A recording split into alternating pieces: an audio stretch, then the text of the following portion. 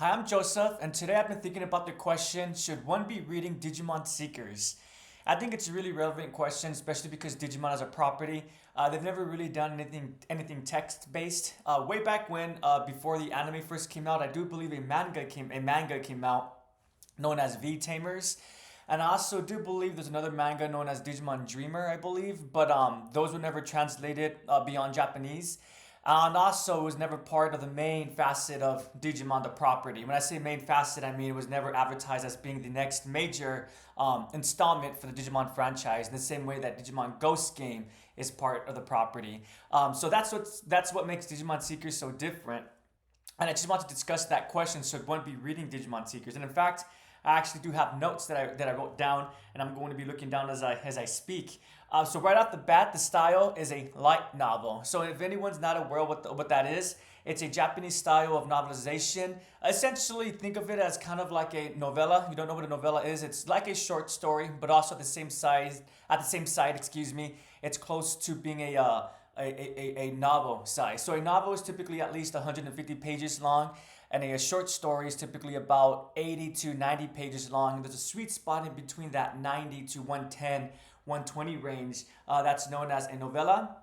So it's in between a short story and a novel. I would argue that a light novel is similar to this. The only difference is that a light novel also incorporates elements of visual imagery, and sometimes I believe video imagery as well. In the case of Digimon Seekers, that's definitely true. It has both trailers for each chapter and audio dialogue for specific chapters as well. So let me start over. They have trailers to advertise the subject matter for that specific chapter, and then audio versions for that specific chapter that's being read out loud. But the only thing is that it's only being done in Japanese, the audiobook style.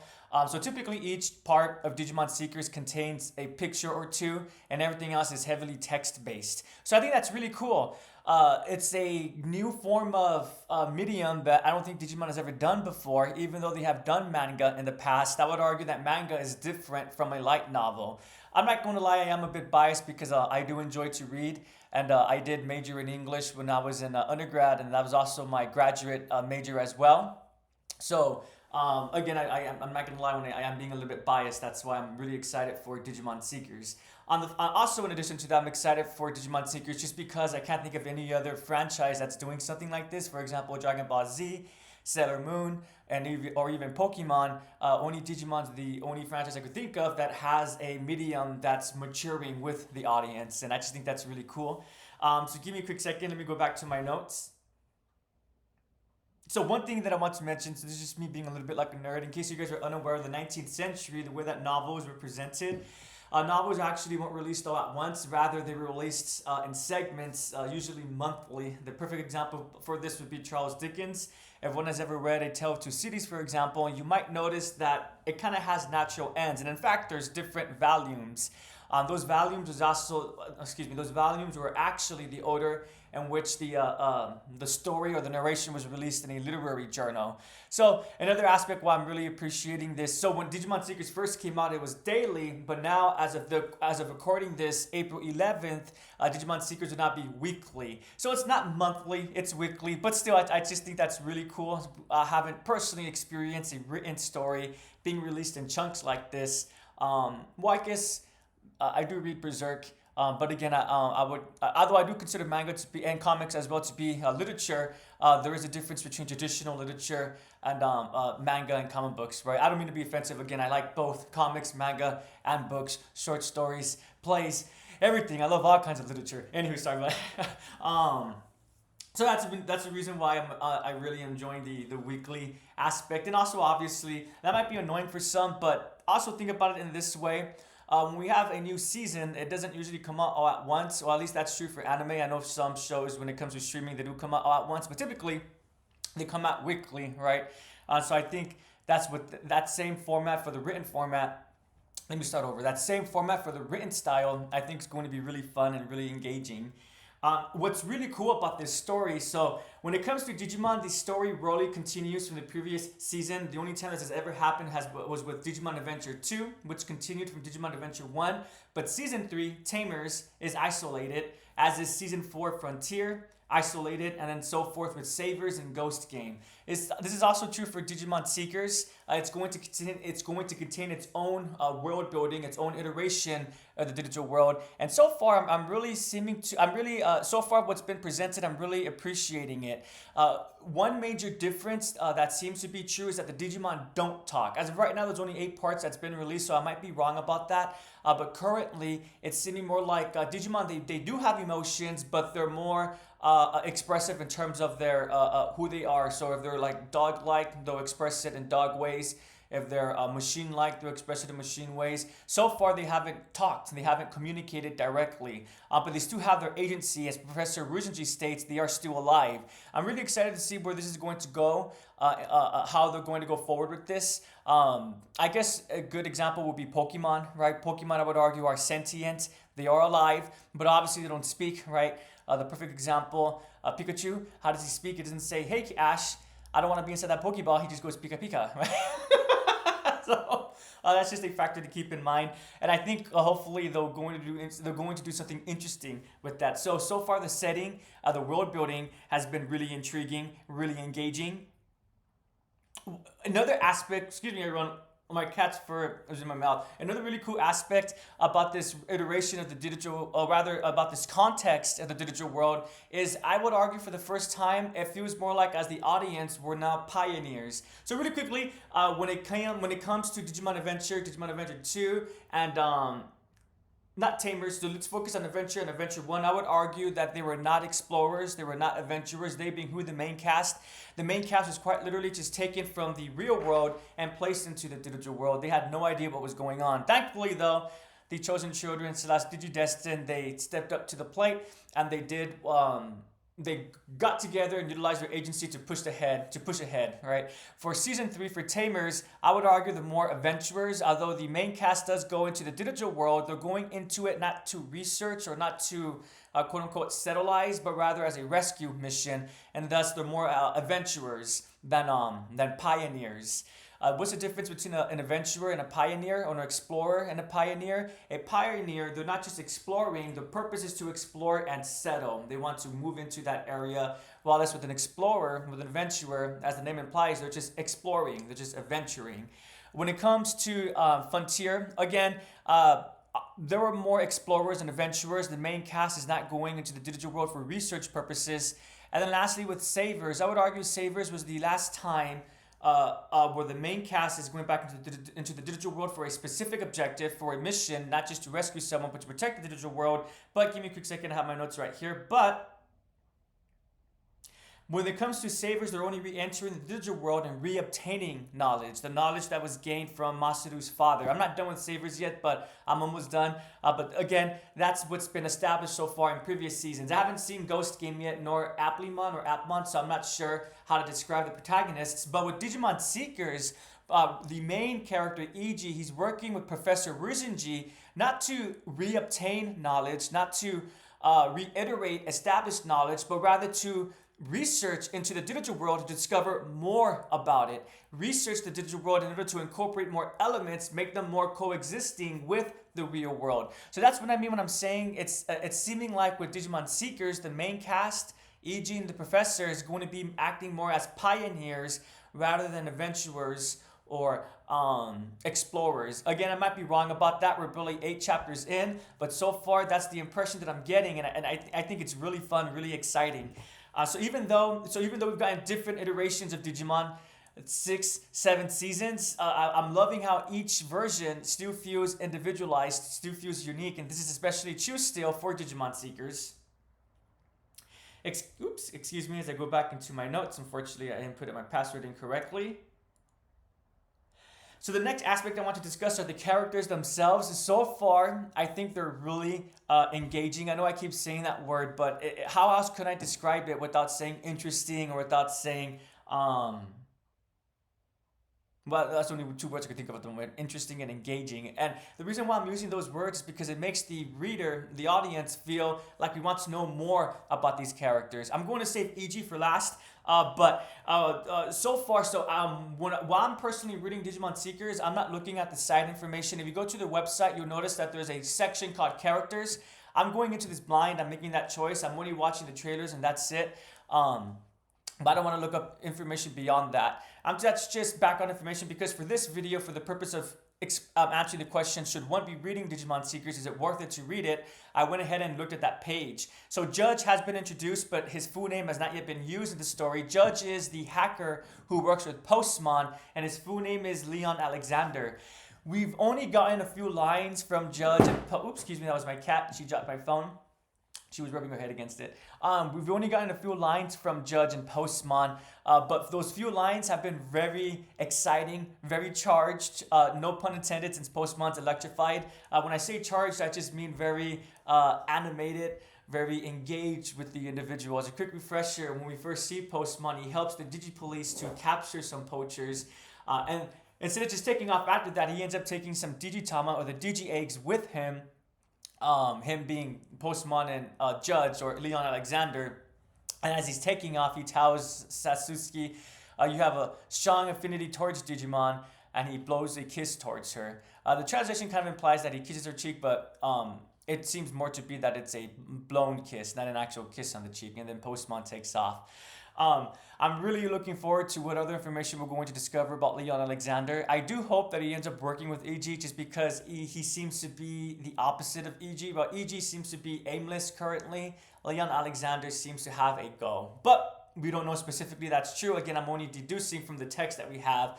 I'm saying that he seems to have a go because he seems to have a prerogative. He wants to assist the Digipolice, but also not really join or participate directly with the Digipolice. He wants to help them his own way, and we'll see what that means as we continue with the story.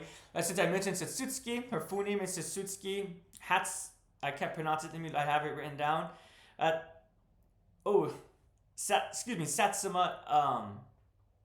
Is that correct? Excuse me, everyone. Maybe my autocorrect changed the name.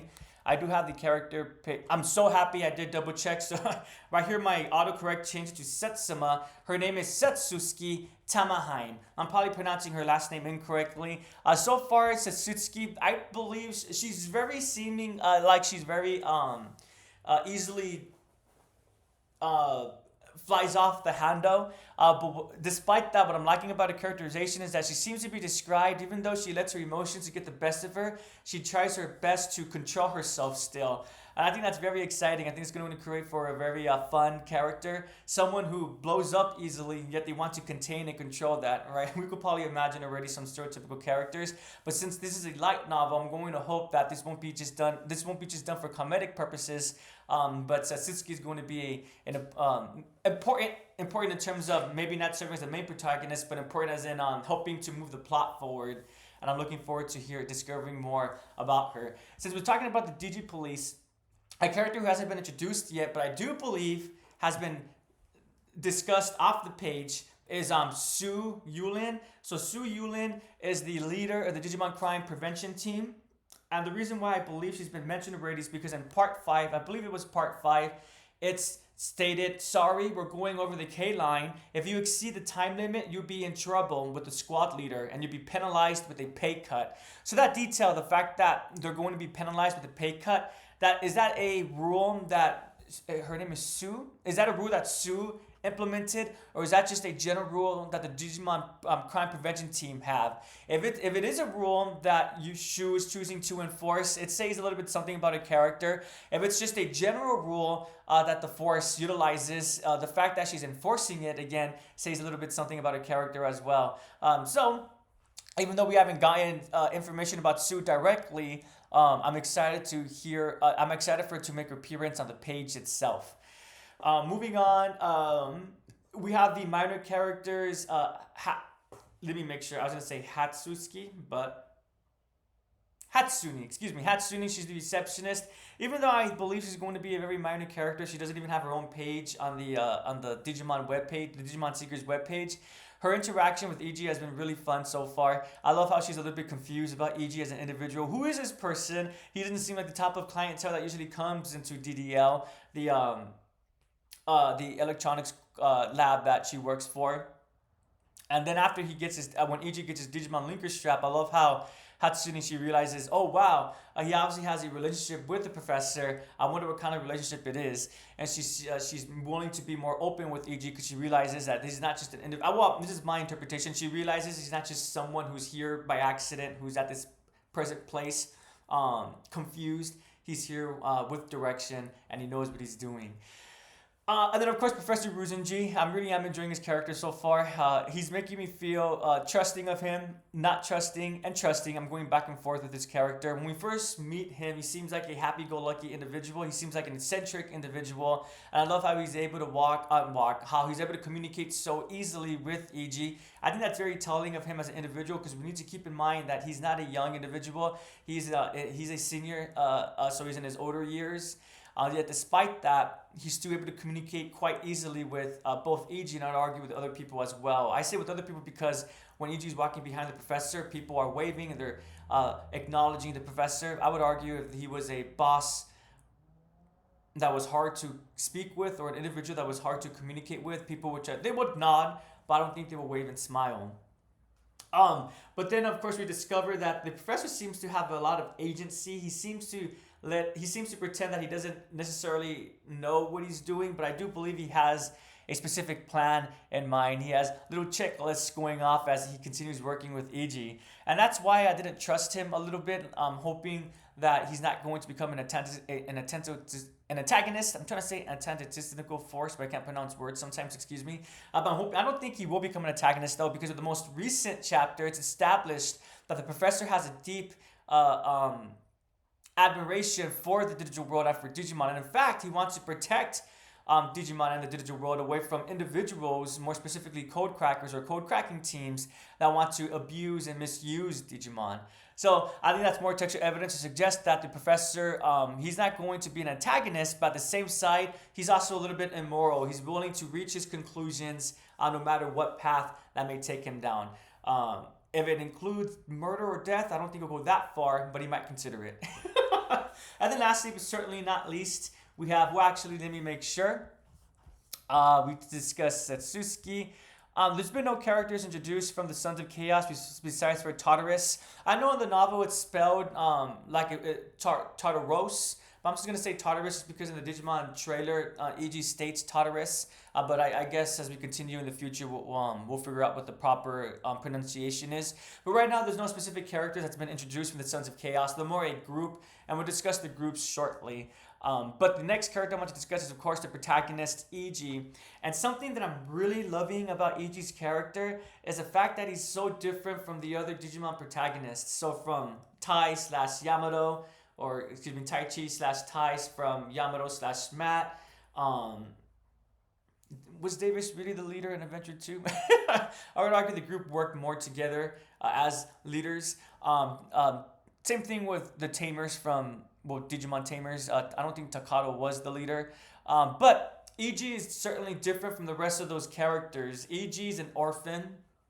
EG is he's not in high school. And I would argue that so far EG seems to be most closely in line with Taichi's character from last Kusina, or the most recent movie, or also from the beginning of Adventure Tri as well, where Tai, he doesn't really know what he wants to do with his life. But the only difference is that Tai is a senior in high school, while this with EG, he's now out of high school. And so the fact that he still hasn't figured out what he wants to do, I would argue in terms of social status, that kind of puts him in a lower position compared to Tai. Because even though Tai didn't know his goal towards the end, he still had a goal and he started pursuing that goal. While I do believe, correct me if I'm wrong, but in Kusuna it's implied that Tai is attending university as well. While this with EG, again, he's making the choice to forego university exams or the entrance exams and not go to university whatsoever and to work as a code cracker instead. Despite that, though, I know Bandai Namco has come out and described EG as, they called him a quote-unquote loser. I think they're only using that word. I think it's quite harsh, but they're probably just using that word because with translation issues, right? But I would argue that EG is definitely on the lower end of the social status. When I say lower end, I mean more as a social outcast, not just in terms of his class. And that's actually an aspect I'm really loving about EG's character, because even though he's an individual who may not have a specific goal in mind, he's been demonstrated to be an individual who has a lot of determination. He does his best to use his agency to better his personal life. And I think eventually, once he has a clearer understanding of what he can do and how he could use his skills to obtain what he wants out of his own personal life, that's when he's going to start flourishing. And I really am appreciating that. I'll discuss more about that with personal elements, but I just wanted to discuss the characters. And then moving on from the characters, and the next thing I want to discuss are the groups. So I think Digimon Seekers is doing a great job of setting up these groups that's obviously going to be interacting and also butting heads with one another. So far, the three major groups I'd argue are the Code Crackers, or pardon me, not the Code Crackers, Code Cracking Teams. Code Cracking Teams, the, pardon me, I should have organized my notes better. Code Cracking Teams, the Sons of Chaos, oh, because I put them in order, that's why. So the Code Cracking Teams, part of that are the Sons of Chaos. Then we have the Digimon Crime Prevention Police. Then after that, we're going to have, I would argue, I'm going to put the Professor and EG into their own little group themselves. So let's go ahead and go through each component. So Code Cracking Teams, these are groups of, or rather, let me start over. Code Cracking Teams are teams of code crackers who are choosing to work as groups to strive for a specific ideology. Before I go forward, I know that's a little bit confusing. What's the difference between a code cracker and a code cracking team? A code cracker is essentially a hacker who's willing to do illicit activity, who's willing to go into the gray or moral area of the law. So in other words, even though hackers, they do utilize computer skills to gain unauthorized access to different technological and network sites and devices, when it comes to code crackers, they're willing to go even further. And because of this, code cracking teams are groups with code crackers that are essentially following this mindset that freedom of the network means freedom of the digital world. Despite this, though, despite the code crackers having a ideology or a slogan, a lot of these code cracking teams do not work together. They're all isolated, they're all individualized, and it's not uncommon, or at least as stated by the text, that they actually confront one another, so there's infighting. With that being said, the most, I'm going to say successful and also most well-known code cracker team are the Sons of Chaos. And specifically, the leader of that code cracking team, or the code cracker who leads the Sons of Chaos, is Tartarus. And the reason why the Sons of Chaos is so important to the story is because it's been established there was an incident known as the Cyclops incident, where it forced the world nations, the world powers, to finally acknowledge the digital world, but also code crackers as well. E.g., he's part of the code crackers, but he's not part of any code cracking. He's not part of any code cracking team, but he is a code cracker. He utilizes Digimon and tools to help support. I was going to say sustain and support. Like got combined to help sustain and support himself. On the other side of that, we have hackers. And again, hackers are individuals, although they do utilize technological skills to access devices and network sites, and it's unauthorized access. It's implied that hackers, they're not going beyond that. They're not engaging in cyber terrorism. They're not engaging in fraud or in any illegal activity. That's a paradox because, again, obviously when one is hacking, they are doing something that's usually against the law. But the difference between a hacker and a code cracker is that code crackers go beyond. And that might be a good or a bad thing. It's dependent on the individual, while as hackers, the more individualized, they're going to be using Digimon not to affect the community, or rather not to affect the community in a negative way. They do use Digimon. They just want to use Digimon in a more positive way. And so far, the major team or the major group for the hackers would be the Digimon, the Digimon Crime Prevention Team, also known as the Digipolice. And so far, we have the two individuals as part of this group, and it's Setsuki and Sue, who hasn't been introduced yet. But essentially, the Digimon Crime Prevention Team, they stop individuals who choose to use Digimon for nefarious reasons. And in addition to that, although he's not officially part of the Digipolice, I would argue that Judge or Leon Alexander, he leans more on the side of the Digipolice, working as a hacker who wants to stop code crackers from abusing Digimon. He wants to stop code crackers from using Digimon in cyber terrorism or any illicit activity. So again, even though Leon Alexander, he's not part of the Digipolice, I would argue his ideology, despite being a hacker is more in line with the Digipolice than with code crackers. And then lastly, I'm going to put them together just because it's seeming like Professor Ryujin G and EG, they're going to have their own go. While the Digipolice wants to stop code crackers and code cracker teams in general, Judge wants to maintain a sense of positive community within the digital world. The professor specifically wants to figure out who the Sons of Chaos are, and more specifically, who the leader of the Sons of Chaos are, because he wants to stop the Sons of Chaos from furthering negatively influencing the relationship between the digital world and the real world. The more that the Sons of Chaos engage and act, the more likely it's going to be that world governments impose laws and restrictions upon the digital world, and thus Digimon. And so that's why the professor is trying to do his best to prevent that. And so that's why he's working with EG and also Logomon, and he's going, what's EG's mission? To infiltrate, to act as a double agent essentially, and figure out who Tartarus is. Hopefully you guys noticed I haven't really been talking about the Digimon, and I think that's a really cool aspect about Digimon Seekers. When it comes to the other properties, the anime, you can't really talk about Yamato and Matt without talking about Gabumon. You can't really talk about Henry without talking about Terriermon, and you can't really talk about Toma without talking about Gaomon, right?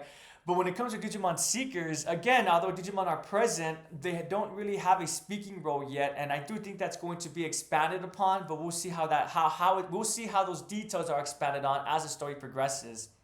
But I am fairly confident that as the world building becomes more cemented, that the Digimon will play a bigger role. That Postmon, Logomon, even Nunimon, and possibly even the Tyrannomon that EG works with will be much more prominent.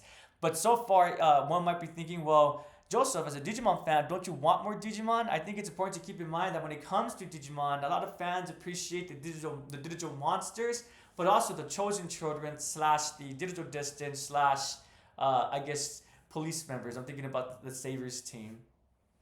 It's two aspects of that Digicoin: the tamers / chosen children and the digital monsters. So yeah, moving on, we're almost done, everyone. I know this is a long answer to address, is Digimon Seekers worth reading, but I think it's worth discussing to address that question. So now that we've talked about the details of the story, I want to discuss what I'm looking forward to. Obviously, I'm looking forward to more details of all the characters, more details of all the groups. And also, as much as I am loving the world building, I want to progress the main story now. I already have, we have a really good idea what the backdrop is, of what the setting is going to be. Now let's start moving the pieces of the story forward as well. But that's just me being impatient, but impatient in a positive way, because I'm just so excited to consume more of the story. Give me a second, I lost my train of thought.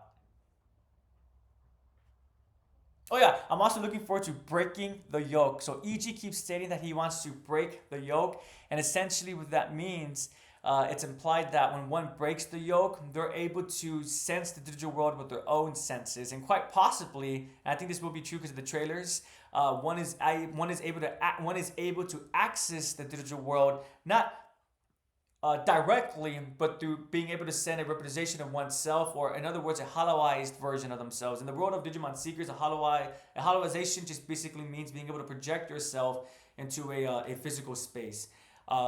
Whether this means that projection is also physical, or rather is also tangential.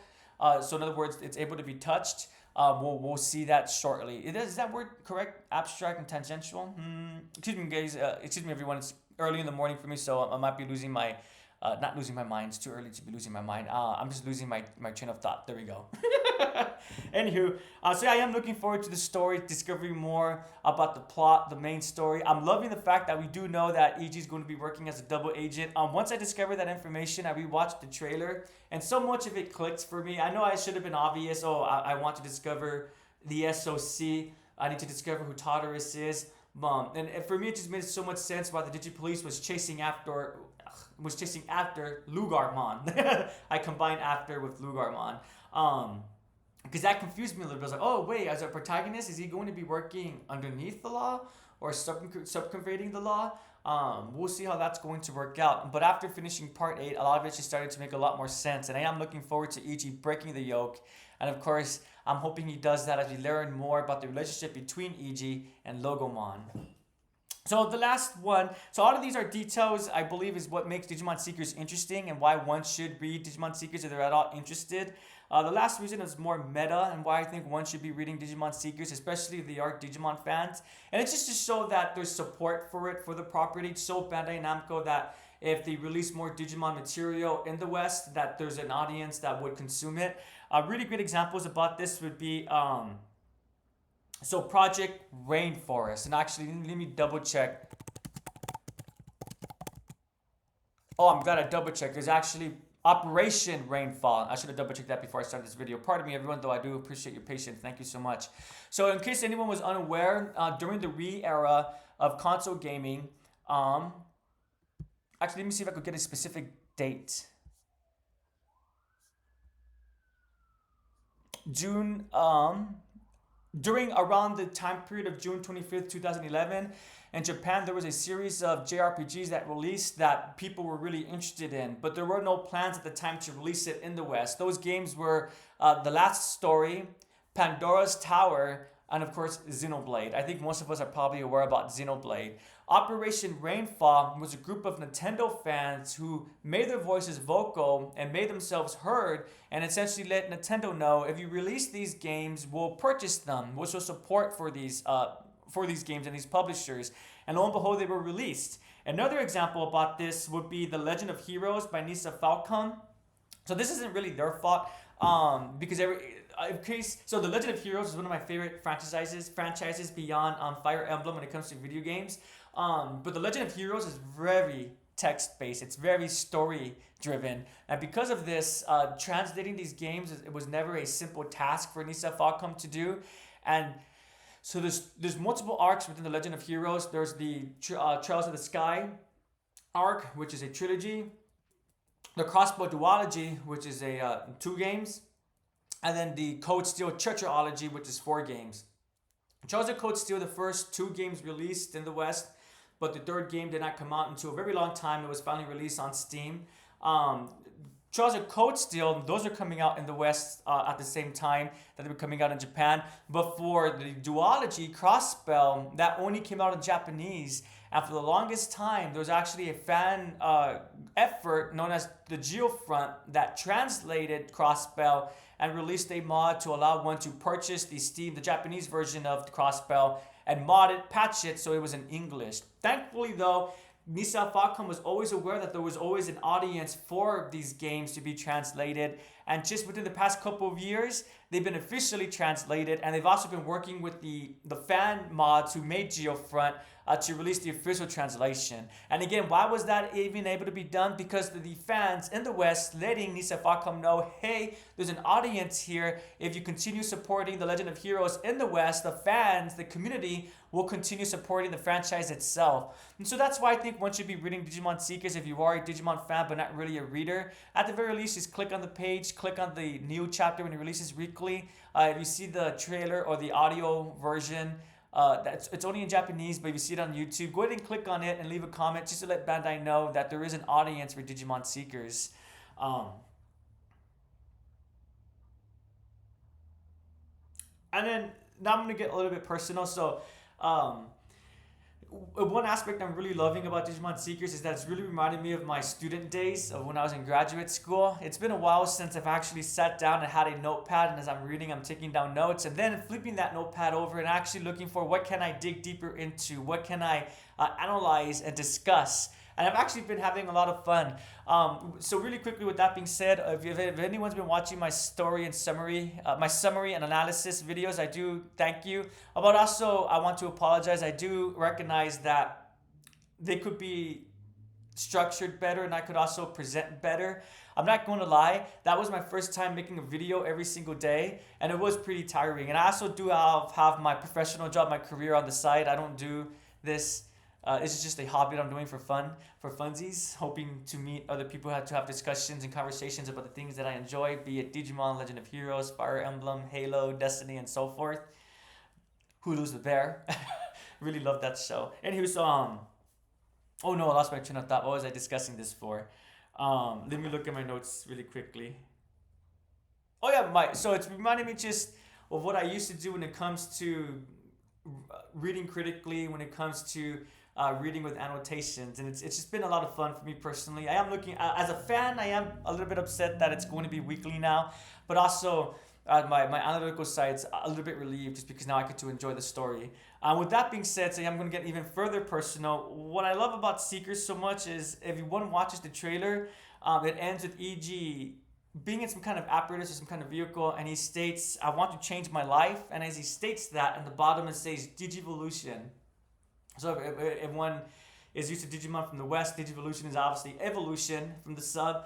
And as cheesy and nerdy as it sounds, I just really love that sentiment, that mindset. So far, again, I can't think of any other property that's aged with the audience. Well, there's Samurai Jack, and that's the only one I could think of at the top of my head currently. But I'm sure there's other ones as well. But I'm also loving how they're maturing with the audience in terms of transcending the medium as well. Samurai Jack, when it released its final season, it didn't come out as a novel. I would have read that. I'm sure it would have been fun. It released as a final season, which was also great. When anyone hasn't seen the final season, it's definitely worth checking out. Digimon Bandai Namco made the decision to go into a different format, the light novel format. And I know one could argue they probably did that to save money or who knows. But I want to believe they did that because they're aware that the fans of Digimon, specifically fans of Digimon Adventure, were not young individuals. I mean, that's why EG is 19 years old. I think that was done purposefully. I don't think they made him 20 because they want to connect with the young crowd still, but also they didn't make him 14 or 13 because for those of us who grew up with Adventure, a lot of us are already in our late 20s, early 30s, mid 30s. I've also seen some people state that they're in their late 30s, early 40s, right? So as much as I do enjoy stories where even if the characters are young, if it's written well, I can still engage with it. Like with Persona, eventually one gets kind of tired of always having a young cast. So that's another aspect why I'm really excited about Digimon Seekers, the fact that EG is 19, and also reflecting how a lot of us, when I say us, I'm talking about Digimon fans who grew up with Digimon, are possibly still trying to figure out what we're trying to do with their lives. Even that's my cat. Even though I am in my career already, and I do have my graduate degree, does that mean that I know where my life is going? Does that mean that I know exactly how my life will end up 5, 10 years from now? No, I still have a lot of apprehensions and a lot of anxieties about the future. But also in addition to that, I still want to progress my career forward as well. So I'm not done, even though I've reached one aspect of my life, that doesn't necessarily mean that I'm done. And the way that EG sometimes feels a little bit discouraged, but then it becomes determined, I definitely do understand that point of view. And so that's why I'm able to personally really just relate with EG's character, and I'm really loving the aspect, the fact that he seems to be making the choice that he wants to change his life, that he wants to take his life in a different direction. And the only reason why I'm doing this YouTube channel and why I started that podcast is because that's kind of with me as well. I wanted to start talking about the things I like with other people. As much as I love my friends and my family, unfortunately, they don't like the same things that I do. And if I try to talk about Digimon with them, some of them are like, "Oh, Digimon, like, what? We might as well just talk about Pokemon." I'm like, wow, what a false equivalency, right? I understand superficially why they say that, but that's like saying, oh, if one enjoys reading Twilight games, the Hunger Games, or Harry Potter, that must mean you must also really love Twilight, right? Well, they might both be young adult series, but I would argue that Harry Potter and Hunger Games have a lot more nuance compared to a Twilight. No offense to Twilight, there's some nuance in there as well, I'm sure, but one knows what I'm referring to, what I'm getting at, right? Digimon is not Pokemon, and Pokemon is not Digimon, although they're both children properties from the 90s. Digimon evolved in a different way, focusing more on the narration and characterization of the characters, while Pokemon went in more in a game way, right, focusing on the video games rather than the stories. And same thing with games as well, right? When I want to talk about Destiny because something cool happened, or an awesome soundtrack or an awesome moment, my friends, they play more Call of Duty, Fortnite, Apex Legend, Apex Predator. Sorry. And what's the other one? PUBG, Player Underground Battlegrounds. Anyway, in other words, they play PvP rather than PvE or narration. So there's only a couple of specific friends that I'm always yakking their ears off. And also, I'm not gonna lie, when it comes to my family, my poor mom, she has to suffer through my opinions when I see her. So if I see something that I really enjoy in 1 week or 2 week, she's forced to listen to my opinions. And thankfully, because she loves me, she does listen. But um, I do want more people to have a conversation, discussion with. So I know it's not as drastic as EG, right? He doesn't have he only has his high school degree. He doesn't have a job yet. But still, again, I'm emphasizing the fact that the feeling of change, the feeling of wanting to progress your life, that's never really going to go away. And it's up to the individual. It's the individual. The individual has to make the choice. Am I happy where I'm at presently, or do I want to make changes to not make myself happy, but make myself more make myself reach the goal that I've been thinking about for the past decade or so, right? And I do believe that EG is making those choices. But yeah, so should one read Digimon Seekers? Yeah, I really think you should be reading it. Even if one is not a Digimon fan, I think this is the perfect opportunity to jump in and see why Digimon is still around.